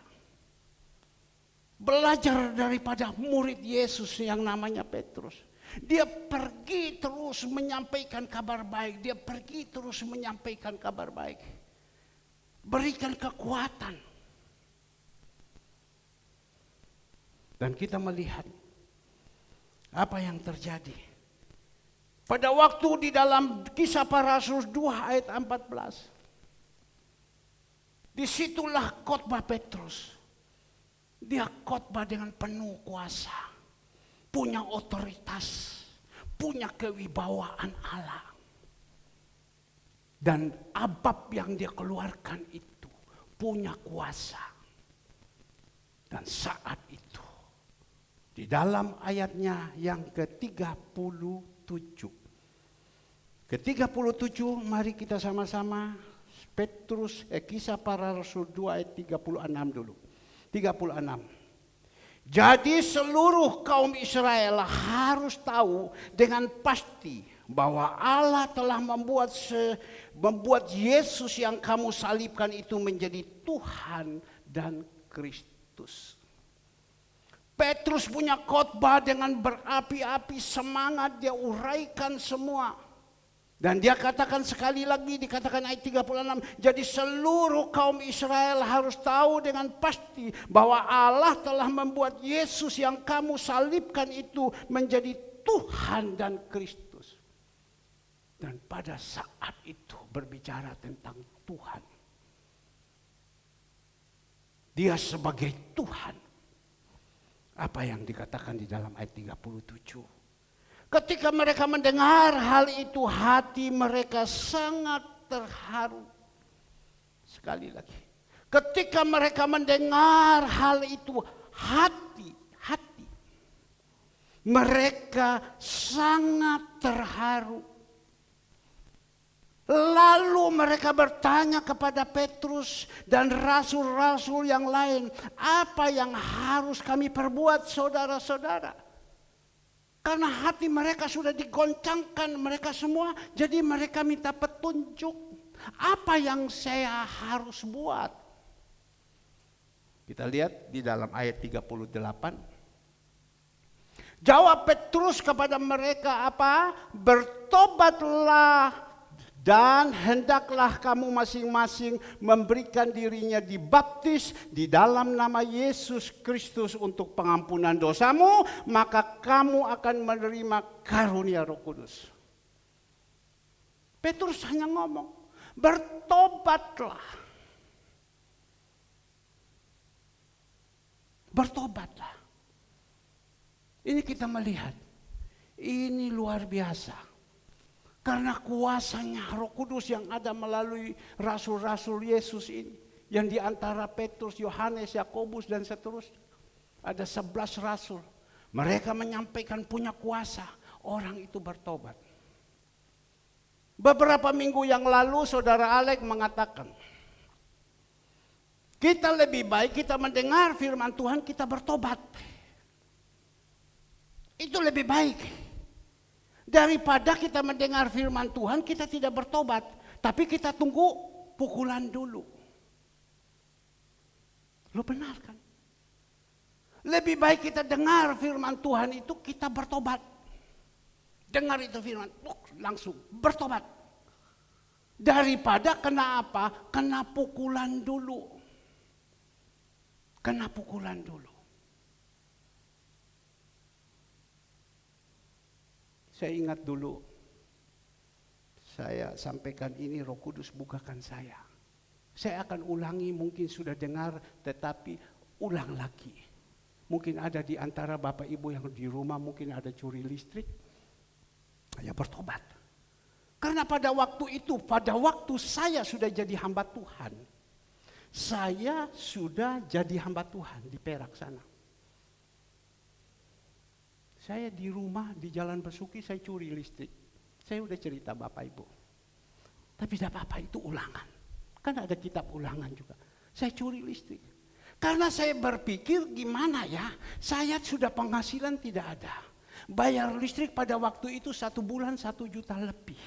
Gimana cara? Dari mana? Sudah tidak bekerja, udah amsyong, udah ada apa-apa. Mau suruh bayar listrik, gimana? Berarti kan saya tidak punya iman. Saya curi. Pertama saya pakai film, kasih masuk. Ada yang tahu ya? Iya. Habis itu bukan itu lagi. Saya pakai cop. Istri saya paling paham. Setiap malam, kalau sudah mau tidur dia masuk. Dia paling paham, ikut. Suami curi, istri curi. Istri curi, anak curi. Ya. Curi. Pagi-pagi dia sudah bangun jam 6. Dia cabut karena takut. Nanti buka pintu orang datang periksa. Loh, ada apa ini? Curi. Jadi 1 bulan hanya bayar 90.000. Apa saya kaya? Dah. 90.000 saja. Tapi di situ Bapak Ibu diomongi siapa saja. Tapi setiap hari saya punya hati hanya begini. Duk dak, duk dak, duk dak, duk dak.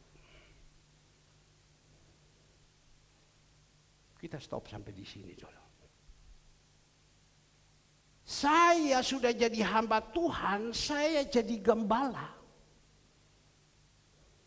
Karena saya takut bayar listrik di gereja ini banyak. Itu listrik jalan itu tak curi sama saya. Bayangkan gereja curi listrik. Apakah sudah bertobat itu? Belum tentu. Belum tentu kita ada di atas mimbar, belum tentu kita jadi pendeta, belum tentu kita jadi gembala, kita sudah bertobat, belum. Bertobat itu dalam segala segi hidup.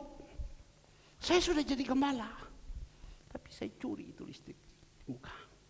Gereja curi. Coba bayangkan. Ya. Waktu sudah curi, pergi gemetar. Kalau orang listrik sudah datang, panggil, Pak Fernandes, Pak, saya yang datang. Mulai sudah saya punya gaya, ya apa, supaya dia dah lihat itu kabel yang turun. Coba lihat. Untuk apa? Mengurangi pembayaran listrik. Curi. Tapi pada satu saat, seorang hamba Tuhan khotbah. Saya belum bertobat. Tapi yang ada di Perak sana, di rumah saya sana yang curi itu dulu. Ya. Itu saya bertobat. Saya tidak salah, Ibu Pendeta Agnes Maria. Saya undang dia khotbah di gereja kami di Perak Timur. Dia belum punya gereja. Dia masih penginjil. Waktu dia khotbah tentang pencuri, saya di situ langsung bertobat. Tapi bertobat, tobat hari ini, kumat besok. Jadi tomat, sebentar tobat, sebentar kumat. Masuk di sini takut lagi, curi lagi. Tadi dikatakan kena pukul dulu, baru. Pada satu saat lolos. Tiba-tiba ada orang datang, periksa langsung. Ya. Itu jantung saya itu mau tahu. Andre tahu apa dia? Dia masih muda, belum tahu apa-apa, hanya lihat saja. Pak Fernandes diam, tidak boleh banyak ngomong. Istri saya di belakang gini. Suami curi, istri curi. Melo curi. Datang polisi, datang segala, periksa semua. Waduh. Tuhan, tolong. Tuhan tolong. Ya, maka itu banyak orang ngomong sama saya, engkau ini ada kuiren. Dia bilang, engkau ini ada kuiren. Kuiren itu apa? Ibu Meliana, saya mau tanya sama Melani kuiren, tapi ya pasti dia dah tahu. Mungkin Melani tahu kuiren, dia tahu ya. Kuiren itu apa? Hah? Dewa penolong, ya. Orang berkata kepada saya, engkau ini ada kuiren. Engkau ini sudah mau mati, tapi ada penolong. Ya, saya pernah pergi waktu dulu, sudah Kristen, tapi masih pergi komia. Ada satu orang dia bilang sama saya, engkau ini ada kuiren. Dia lihat saja sama saya dan tangan saya, engkau ini ada kuiren. Kau sudah mau mati, masih ada orang tolong sama kau. Waduh, itu begitu banyak polisi periksa segalanya semua. Dah tahu, itu kan dosa. Saya tidak boleh bilang Roh Kudus yang tolong sama saya, memberikan saya hikmat berbicara, tidak. Tetapi Tuhan masih berikan kesempatan untuk saya bertobat. Ada penolong berbicara. Tiba-tiba ada satu orang, juga kepala. Dia anak Tuhan. Ngomong-ngomong, waktu itu mau diputuskan semua. Dan saya diminta menghadap. Karena curinya listrik ini kan besar. Padahal di jalan saja. Karena saya tarik kabel langsung. Saya boleh terbuka sekarang. Saya telanjangi semua itu iblis. Apa yang terjadi? Dia bilang, Pak, tolong Pak. Jangan diputuskan. Jangan diapakan. Kamu tolong lihat saya. Saya juga seorang Nasrani. Saya pengikut Kristus. Saya kan senantiasa tolong kalian. Kalian juga tolong saya. Ini rumah Tuhan. Dan mungkin Bapak Pendeta ini mau pencuri kalau dana tidak ada. Kalau dana ada, pasti dana tidak ada. Jadi apa boleh buat, ini adalah pengorbanan dari seorang pemimpin. Dia curi. Karena dana memang betul-betul waktu itu kan susah. Bayangkan khotbah itu, jemaat itu kumpul kolekte saja 90.000. Satu minggu harus keluarkan 2-3 juta. Dari mana? Ya terpaksa curi. Karena iman kita belum kuat. Pertobatan kita belum sungguh-sungguh. Maka itu Bapak Ibu. Ya oke, baik. Kalau begitu kita tutup semua ini. Jadi sudah, tolong Bapak Pendeta, jangan curi lagi. Saya potong langsung. Mulai hari itu kapok. Kadang kita manusia harus kena dulu. Kena pukul dulu baru mau. Kadang melalui firman dulu, kita dengar, kita kapok. Kalau kena firman saja kita kena, kita kapok, tidak apa-apa. Ya. Tapi jangan sampai kena pukul dulu. Nah, kita melihat. Inilah Bapak Ibu yang dikasihi Tuhan. Mendengar firman Tuhan saat itu, hati mereka itu langsung tercengang. Mereka bingung, apa yang saya harus perbuat. Tuhan katakan, engkau harus bertobat. Bertobat itu dan harus diberikan dirinya dibaptis. Habis tobat, percaya Yesus tobat. Tapi harus diberikan dirinya dibaptis. Apa yang kita harus buat, katanya di dalam ayat ke-38. Jawab Petrus kepada mereka, bertobatlah dan hendaklah kamu masing-masing memberikan dirinya dibaptis. Semua sudah baptis kan? Barusan saudara Andre ngomong kepada saya, Papa, saya sudah arahkan kepada saudara David. Saya sudah arahkan juga kepada saudari Tiffany untuk supaya mereka yang mengerti firman Tuhan ini mengajarkan kepada ada 2-3 orang yang perlu dibaptis. Saya tanya, siapa yang mau dibaptis? Dia bilang, anak daripada Ibu Ani. Mana dia? Ya, ya, anak daripada Ibu Ani. Saya hanya berpikir, iya. Habis apa lagi? Itu yang namanya Agustinus, Timotius. Kalau Timotius itu dinamakan oleh Ibu Meliana, namanya Timoti. Ya, Pak, itu Timoti, saya ada kasih makan sama dia. Kok bagus sekali namanya. Agustinus, Timoti atau Timotius, dan di belakangnya Lepa. Lepa itu marga. Jadi Agustinus, Timotius, Lepa. Kubaptiskan engkau di dalam nama Bapa, Putra yaitu Tuhan Yesus Kristus dan Roh Kudus. Cuma saya berpikir, iya ya. Kalau gitu baptis, kita masukkan di kolam sini aja. Saya berpikir, baptis di Sangrila. Andre bilang, Papa dilihat ini kurang baik. Itu kan Pak yang punya rutan, yang punya pabrik traktor, Bapak Budi. Kan rumahnya di Progo itu kan dibuka khusus untuk baptis. Makanya kemarin saya lihat itu baptisan kan saya kirim. Itu dibaptis itu. Tapi iblis juga kadang omong sama saya. Percumalah. Kau baptis, percumalah. Kau bikin capek diri. Kadang iblis itu masuk juga.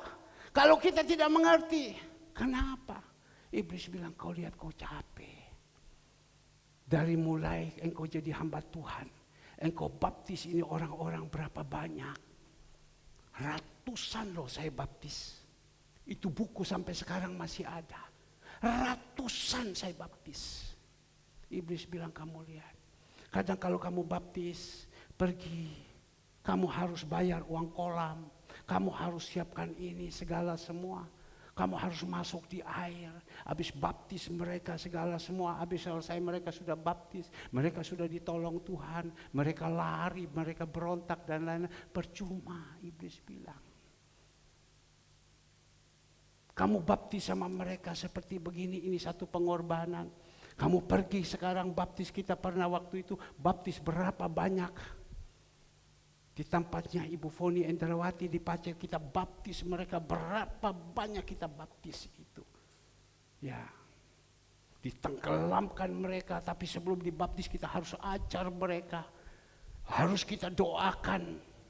Yang mana mereka sebelum dibaptis hidup dengan narkoba, hidup nakalnya anak muda, ceritakan semua dan kita doakan terjadi pelepasan. Capek. Sesudah baptis selesai semua, udah kelihatan irungnya. Tapi Roh Kudus, setan bilang, untuk apa? Kau bikin capek. Kalau kau pergi lagi di Progo, di Rutan punya tempat itu, kau pergi, pulang kau mesti kasih angpau lagi sama dia. Kau harus bawa baju ganti segala sampai di rumah, keramas lagi segala semua. Untuk apa? Tetapi Bapak Ibu, jadi hamba Tuhan ini korbannya. Lakukan ini. Karena itu adalah amanat Tuhan Yesus. Baik tidak baik lakukan, baptis saja. Ajar mereka, bimbing mereka, didik mereka. Untuk mereka mau jadi orang terserah. Yang penting sekarang kita layani dengan ketulusan hati. Mereka mau berubah jadi manusia yang baik, itu bagus. Memang manusia kan memang begitu. Kita tidak bisa minta manusia sempurna sampai 100%. Tapi Tuhan bilang, hendaklah kamu sempurna seperti mana aku sempurna. Kita hanya berusaha. Tapi lah manusia. Maka itu kenapa perlu gembala. Selesai itu dibaptis, digembalakan mereka, dibimbing mereka, dididik mereka, diarahkan mereka. Seperti gembala membawa domba-domba ke padang rumput. Sudah jadi gembala, sudah tidak ada waktu lagi. Saya punya saudara semua berangkat ke Jakarta. Mereka tanya kepada saya, kamu berangkat jadi dengan mobil pertama? Ya, saya bawa istri dan kedua anak. Maksud saya mau menjadi terang. Oke, puji Tuhan. Dan sudah mereka kontak sama Kesia. Kes, tolong ya. Kamu nanti ces ya. Kes, tolong ya. Nanti barang-barang berharga yang ada, ya mungkin emas ke atau uang ke, kamu tolong pegang ya. Karena jaga semua. Pada waktu itu saya berpikir, saya dengar lagi peraturan dari polisi bahwa tanggal sekian ada peraturan elektronik kecepatan 120 atau 130 ketangkap. Waduh, saya pikir mau jadi apa? Saya berangkat ke Jakarta. Hari cuma berangkat, kalau dulu saya pergi rata-rata lari 160, ya 150, 7 jam saya sampai. Ini seumpama lari 100 saja, ini gimana? Kapan saya sampai? Wes naik pesawat lah. Ya, saya bilang kepada istri saya, anak-anak sudah di rumah saja, kita naik pesawat orang dua. Tapi pada waktu bilang naik pesawat, 1-2 hari semua malam. Saya kan sekarang setiap malam kerjanya jam 12:30. Jam 1 saya sudah berdoa. Sampai jam 4. Jam 4 baru saya tidur, Tuhan. Saya tidur dulu Tuhan ya. Kau mimpi, kasih saya mimpi ya. Seperti tadi pagi. Begitu juga. Doa, sudah doa. Tuhan sudah taruh begitu. Tapi waktu saya doa 2-3 hari yang lalu, Tuhan taruh seperti begini. Engkau harus jadi contoh, jadi teladan. Bawa istrimu, bawa kedua anakmu pergi. Dan ingat, selesai pesta jam 10 pemberkatan nikah, di sana saya dimintakan untuk menumpangkan tangan, untuk memberkati mereka. Selesai itu pulang sudah kamu.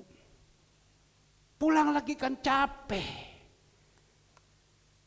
Tapi Tuhan bilang bawa istri, bawa kedua anak. Tuhan, bagaimana ini ada kaum muda, Tuhan, kan saya pikir. Ya, kaum muda diserahkan kepada tua-tua dari kaum muda yang ada. Kan kita kembali mungkin jam 2 kita berangkat dari sana atau jam 12. Mungkin kita sampai juga di sini jam 8, jam 9 sudah sampai. Besok pagi kita ibadah lagi. Ya tidak apa-apa. Tapi karena Tuhan suruh, saya harus jalankan. Dan saya katakan kepada istri dan anak-anak, kita naik mobil. Ya, si orang bapak, dia bertanggung jawab, si orang bapak jadi imam, si orang bapak menjadi contoh dan menjadi teladan. Dia berbicara kepada istri anak-anak. Dan saya percaya istri anak-anak dia tinggal jawab, iya Pak. Coba kalau tidak, pasti anak-anaknya lompat. Aku dah iso, aku dah iso. Aku dah iso. Tapi karena anak-anak ini, si orang bapak menjadi contoh, si orang ibu menjadi contoh, omong kepada anak-anak, kemana anak-anak itu ikut. Itu yang benar. Itu yang benar. Contohlah teladan ini. Maka itu kita melihat kembali di dalam firman Tuhan. Melakukan semua ini, mau bertobat betul-betul. Dan berikan dirinya apa? Dibaptis. Cukup banyak. Saya hitung jemaat Tuhan yang dibaptis ini ratusan. Nanti kita sama-sama coba belajar, saya lagi renungkan. Ya, ratusan. Tapi sekarang ini ada di mana? Ratusan. Tentu sebelum kita baptis, kita datang dulu menyampaikan firman Tuhan. Kita injili mereka seperti Petrus, injili mereka. Injili mereka. Beritahu mereka tentang nama Yesus. Saya tadi tanya kepada hambanya Bapak Toga Sirait. Di dalam Zoom itu Pak Toga Sirait kemarin berbicara. Orang naik sepeda motor yang datang di sini dulu. Pertama kali yang tua di sini adalah Bapak Hengki dan Ivon. Ketua kedua Bapak Toga Sirait mereka. Dan saya katakan, Opung masih ingat siapa itu yang naik sepeda motor yang mesinnya bocor oli semua. Dia ngomong, itu deh. Lu masih ingat ya? Masih ingat ya? Anugerah Tuhan umur 80 lebih. Kenapa mereka datang seperti itu? Tentu kita datang orang yang sedang sakit, kita sampaikan kabar berita. Kita sampaikan mereka yang sedang susah untuk supaya mereka percaya Yesus. Saya pernah ingat orang yang udah kanker otak dan rencana besok dibawakan ke Singapura. Saya dah sadar, saya pulang dari olahraga, saya mampir ke rumah sakit Adi Husada. Sampai di situ waktu saya doakan teman saya keluar ada seorang ibu sudah tunggu kepada saya untuk berdoa. Saya pakai celana pendek, kausan, bau keringat. Karena baru pulang olahraga dari Atlas. Mampir saya di Adi Husada. Sesudah itu saya sudah doakan teman saya ketua organda yang ada di Perak. Habis saya doakan dia selesai, saya keluar dia bilang, Su, bisa tolong Su doakan Mama. Pada waktu itu, Saya tidak ada apa-apa. Saya bilang, oke, kita masuk. Dan pada waktu kita masuk di situ, lihat ini mamanya udah dipasang selang kiri kanan semua. Bukan selangnya anak-anak kaum muda, tidak. Ya. Selang semua. Dan dia katakan, besok saya mau bawa ke Singapura. Orang kalau punya duit. Tapi di situ saat itu saya mendoakan dia. Dalam nama Tuhan Yesus. Amin. Saya hanya pesan, ini nomor telepon saya. Biasa saya tidak pernah kasih nomor telepon. Ini nomor telepon saya. Dan saat itu saya pulang. Saya bilang, ada perubahan, tolong doakan saya. Saya pulang, saya berlutut kembali mendoakan dia. Ada telepon masuk. Siapa orang ini? Dia bilang, Mama tadi waktu didoakan, selesai dia keblet, Bu. Ngerti keblet? Ya. Tanya loh, anaknya Mbak Hani itu, keblet itu apa? Dia keblet minta turun. Biasanya kan tidak bisa, harus melalui pot karena semua. Tapi dia minta turun. Sesudah dia minta turun, dia keluar, dia sembuh, dia tertawa. Hehehe. Berikan kemuliaan untuk Tuhan Yesus. Berikan kemuliaan untuk Tuhan Yesus bahwa Tuhan itu hidup. Nah inilah yang terjadi. Dan malam hari, bapaknya mau minta ketemu sama saya. Papanya mau minta ketemu sama saya. Singkat cerita saya bilang, oke, jam sekian saya datang. Pergi ke sana. Pada waktu kami pergi ke sana, dia sudah siapkan anggur sama saya. Sudah siapkan buah sama saya, segala semua. Saya bilang, simpan itu anggurmu, simpan itu buahmu.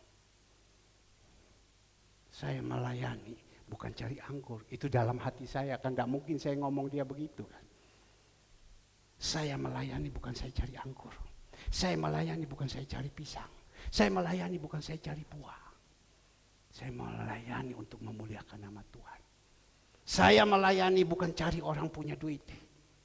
Saya melayani bukan cari orang kaya. Saya dekat bukan karena orang itu punya uang. Tidak. Tuhan panggil sama saya ada di atas. Saya tadi duduk renungkan, iya ya. Tuhan panggil saya waktu itu saya ada di mana ya? Iya, ada di atas. Tahun 80 lebih aja main kopi aja 1.000 ton. Berapa 1.000 ton itu? Rencana lepas 6.500. Saya tutup itu kopi 1.000 ton. Turunnya sampai tinggal 900. Rugi sekian banyak. Mainnya kan kelas. Jadi saya melayani bukan saya lihat uang. Tapi saya melayani karena anugerah Tuhan. Bapak Ibu yang dikasih Tuhan. Saya doakan dan waktu itu saat itu dia punya papa terima Tuhan Yesus. Dan saat itu malam-malam juga Bapak Ibu dibawa saya ke rumahnya untuk pergi ke sana, turunkan semua tanduk kerbau, turunkan semua kepala kerbau, turunkan semua kepala babi, tundukkan semua sembayang apa saja yang tidak ada. Capek saya. Capek saya. Tapi karena saya lakukan itu, karena itu amanahnya Tuhan. Dan saat itu menangkan jiwa-jiwa semua yang ada, termasuk Bapak Daniel, termasuk ibunya, termasuk saudara Lisian, mereka dulu pemain emas semua. Bapak Daniel datang itu dia ya dari dulu kan gitu. Hehehe. Tapi untuk Injil Bapak Daniel itu untuk datang ke gereja sabar dulu. Bawa sama dia masuk injak di gereja ini sabar dulu. Untuk suruh dia beribadah 2 kali sabar dulu. Istrinya sudah ngomong sama dia terus. Dia orangnya guyu. Tapi kalau bilang enggak ya enggak. Tapi Tuhan sendiri yang menjamah. Saudara David Christian masih kecil. Imut-imut. Saudari Devina masih kecil. Menang semua semua yang ada, semua dimenangkan. Bawa Leoni waktu itu, Eksan waktu itu, semua dibawa semua sama Tuhan. Dibaptis rame-rame.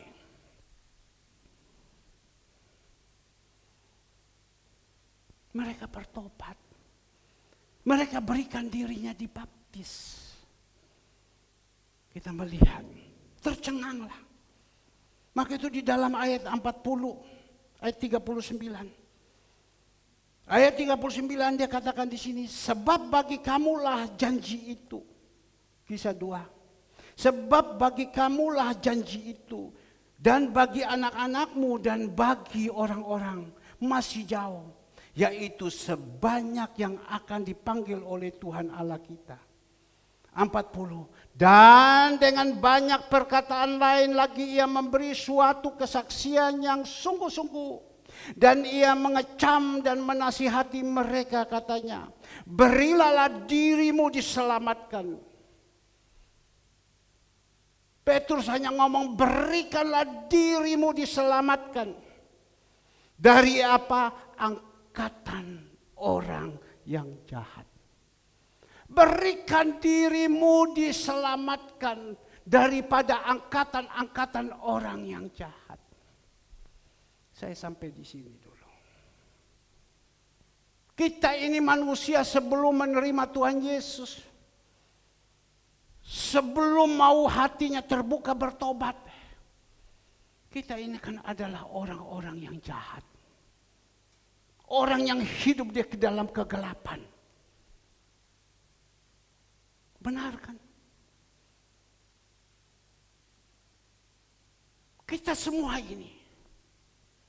Tapi waktu ketemu Tuhan Yesus dia katakan, berilah dirimu diselamatkan dari angkatan orang-orang yang jahat ini. Dan kita melihat semua datang.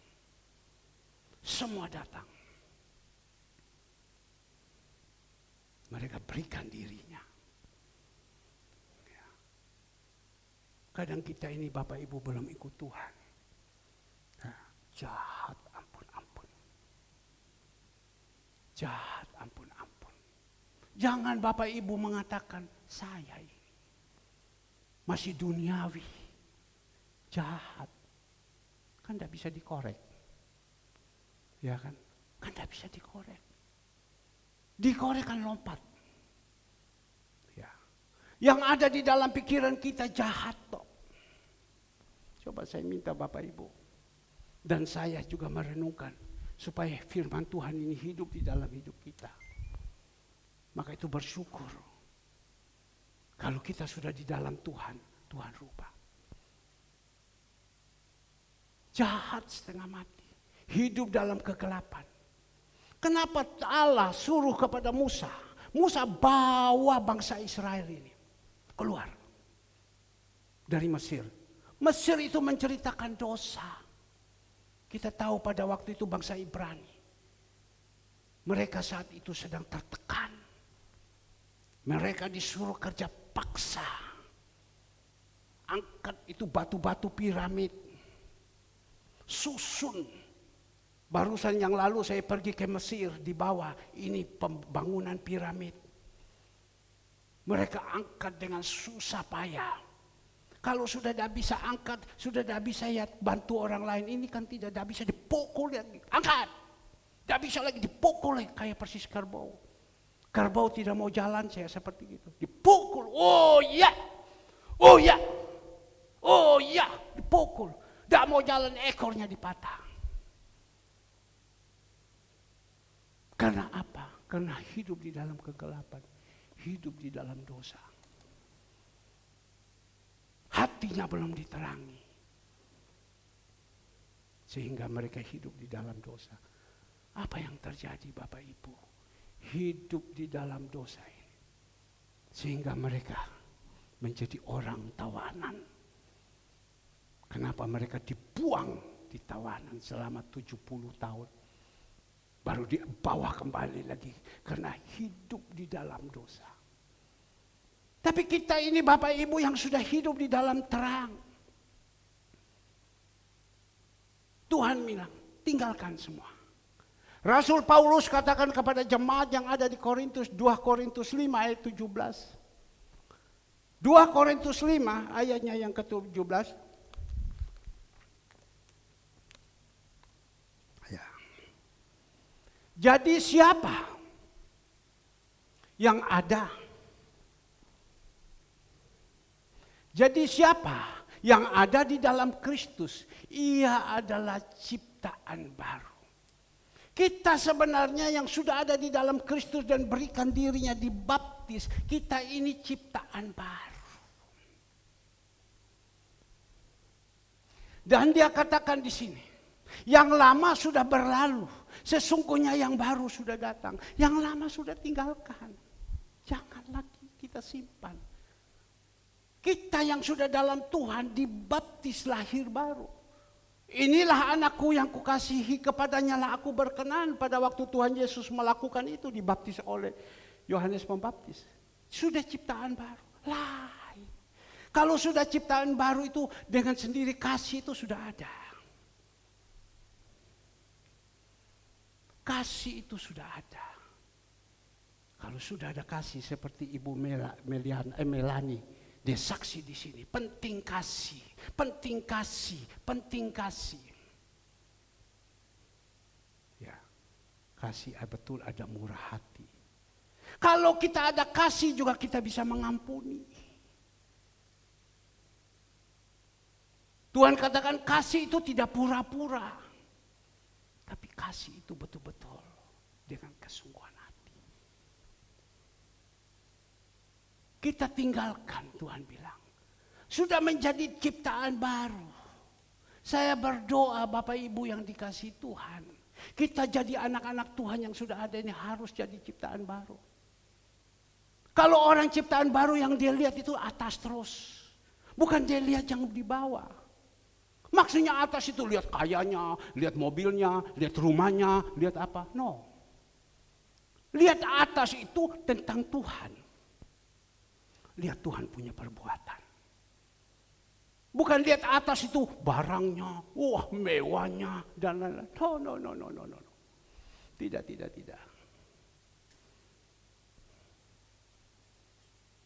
Minggu lalu saya berkata, kalau kita takut akan Tuhan, orang itu senang kepada kita. Kalau kita takut sama Tuhan, orang senang sama kita. Ya. Kalau orang sudah senang sama kita, apapun semua dia akan lakukan. Buat untuk kita. Seperti Salomo kan. Sudah takut sama Tuhan. Apapun Tuhan perintahkan, Ratu Seba kirim berkat kepada dia. Maka itu yang paling penting hidup ini. Kita sudah lahir baru, kita takut akan Tuhan. Kalau takut akan Tuhan, kejahatan ini kita sudah tidak buat lagi dalam hidup ini. Kita tidak buat lagi. Kita mau satu sama lain saling menolong, saling memberkati. Nanti saya akan lanjut sore untuk saya khotbah ini. Tentang terus bagaimana cara hidup tentang jemaat yang pertama. Bapak Ibu ada kesempatan, datanglah. Dengar ini. Kita melihat bagaimana orang-orang yang sudah lahir baru. Bagaimana mereka bisa berubah. Mulai dari 41 sampai 47 itu kita bisa uraikan satu persatu.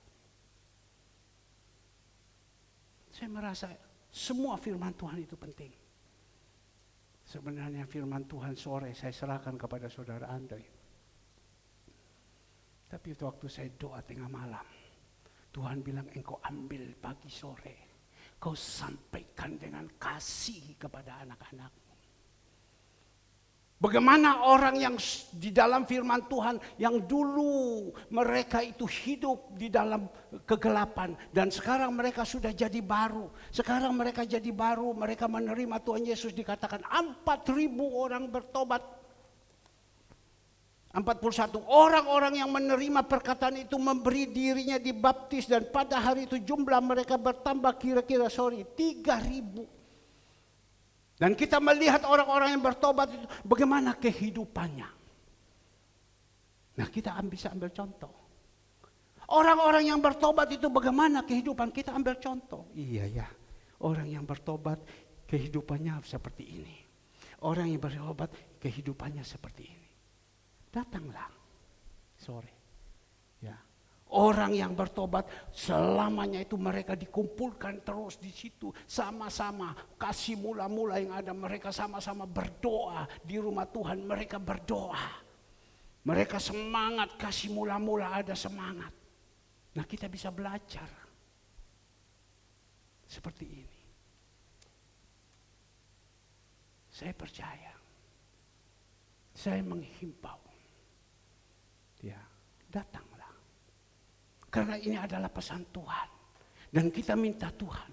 Tuhan terangilah pikiran saya. Tuhan terangilah hati saya. Kalau kita sudah mau berubah di dalam kehidupan ini. Nanti kita melihat lain Tuhan buat. Saya hanya berpikir iya ya. Saya dulu tadi pagi kurang lebih jam 4. Saya sedang berdoa, Tuhan kasih ingat sama saya. Kamu dulu waktu bertobat posisinya ada di mana? Tuhan tanya. Saya disuruh ingat-ingatkan, saya disuruh renung-renungkan. Kamu dulu bertobat itu kamu ada di mana?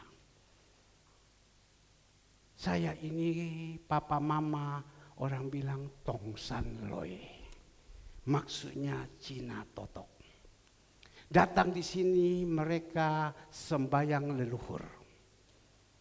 Oleh kemurahan Tuhan, anugerah Tuhan, mereka sebelum meninggal, papa belum terima Tuhan Yesus, dia belum kenal, meninggal begitu saja. Ya, dia orang baik, dia suka menolong orang, tapi dia tidak dapat Yesus di dalamnya.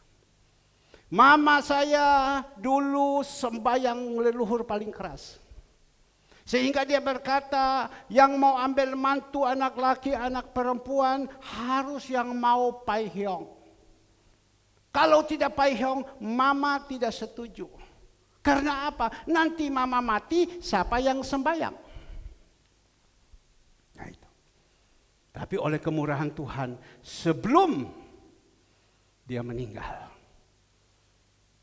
dia sakit dulu stroke. Stroke di tempat tidur.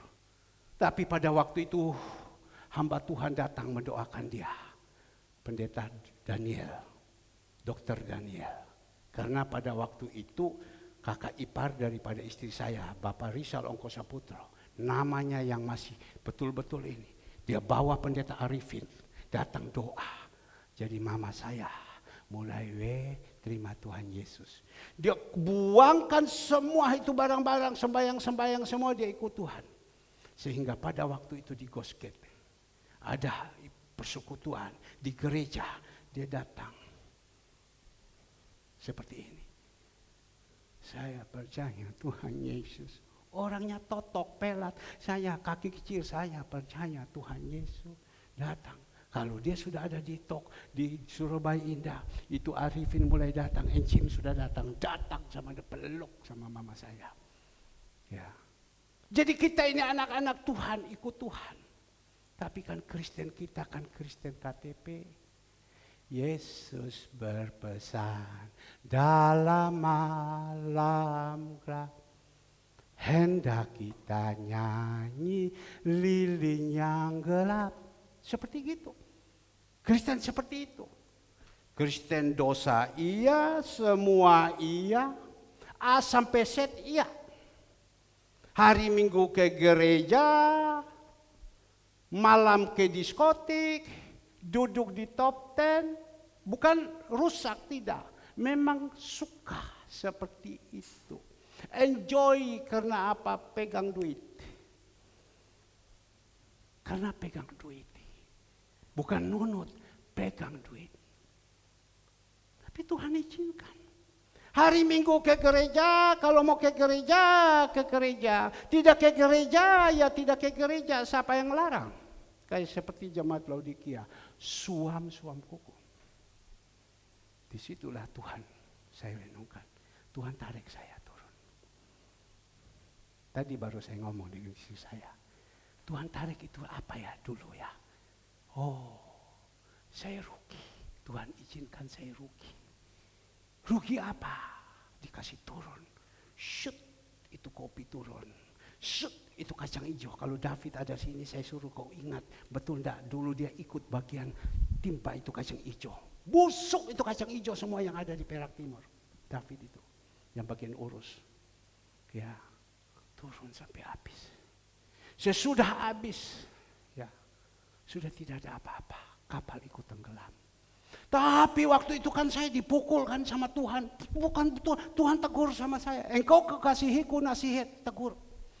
Tapi pada waktu saya ditegur, ya kapok, ampun. Pulang di rumah itu utang begitu banyak. Tapi pendeta sudah datang, tangkap saya. Saya ikut. Tetapi Bapak Ibu yang dikasih Tuhan, saya ikut itu tujuannya bukan untuk bertobat, bukan untuk keselamatan. Saya ikut itu supaya saya kaya lagi. Nah ini sekarang Bapak Ibu, kita ikut Tuhan datang sekarang ini mau cari pertolongan kaya dulu atau bagaimana? Tapi dulu motivasi saya itu. Maka itu Pak Daniel bilang, kalau engkau datang kepada Tuhan hanya mencari berkat, engkau adalah orang yang paling malang. Betul Pak Daniel ya? Pak Daniel senantiasa ngomong di mana itu ayat, saya cari dari tadi tidak ketemu. Yang keras Pak.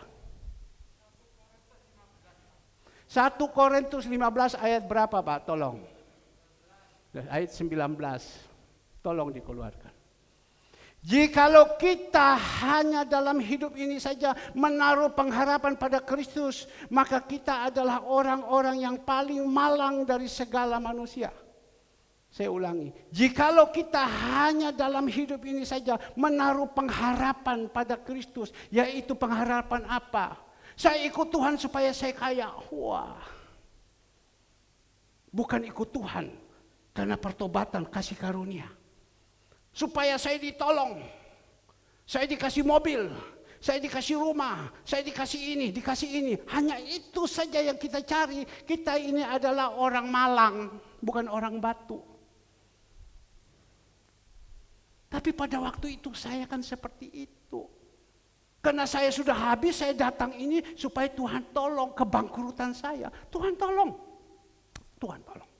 Tadi baru saya ngomong dengan istri saya, jam 4:30 pagi. Iya ya, saya ingat ya. Dulu waktu saya bertobat, rekening saya udah ketutup semua, backlist. Bayangkan yang saya main cek itu satu hari itu kadang 1 buku atau setengah buku. Istri saya itu kan paling pintar, ngeblong itu cek semua. Karena Tuhan bawakan sama saya harus turun. Tapi pada waktu saya ikut kembali sama Tuhan, Tuhan nyatakan mujizat. Setiap hari kalau David ada di sini saya ngomong sama dia supaya berpikir. Karena rekening saya itu sudah ketutup backlist semua. Jadi kalau saya dapat berkat, ini hari 10 juta saya dapat, kirim kasih kakak saya.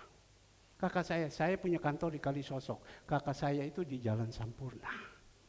Yang sekarang rumahnya di Darmo.